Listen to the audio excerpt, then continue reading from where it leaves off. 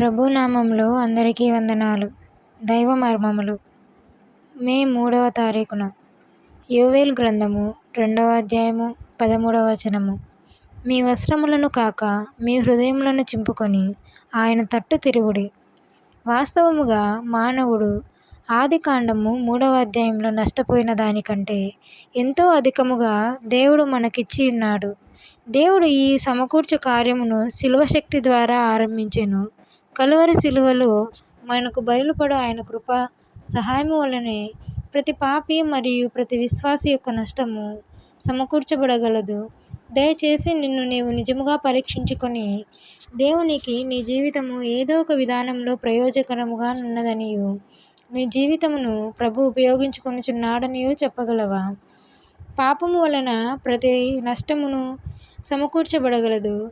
ఈ పాపము వలన నీకును నీ కుటుంబముకును దేవుని నామమునకును నీవు నిందను తెచ్చితివి. నీ జీవితమును శరీరమును ఆరోగ్యమును నాశనము చేసుకుంటివి.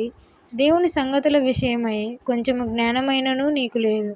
వ్యర్థమైన వాటిని చేయుచు దేవుని ఎదుట బుద్ధిహీనుడవైతివి. ఇదే స్థితిలో కొనసాగించినచో నీవు నిరీక్షణ లేకుండా మరణమవుదువు. నీవు మార్పు చెందుటకు ఇష్టపడుచున్నావా? నీ పాపము క్షమింపబడుటకు ఇష్టపడుచున్నావా? అట్లయితే యేసుక్రీస్తు ప్రభువు పాదముల యొద్దకు నీ పాపముల విషయమై నిజమైన పశ్చాత్తాపముతో రమ్ము. ఈ దినముననే ఆయన నీ పాపములను క్షమించి నిన్ను సంపూర్ణముగా మార్చివేయును. నశించిన నిన్ను వెతికి రక్షించుటకే యేసుక్రీస్తు ప్రభువు ఈ లోకమునకు వచ్చి మరణించి తిరిగి లేచెను. ఇన్ని సంవత్సరములు నీ జీవితమును వ్యర్థపరిచితివి.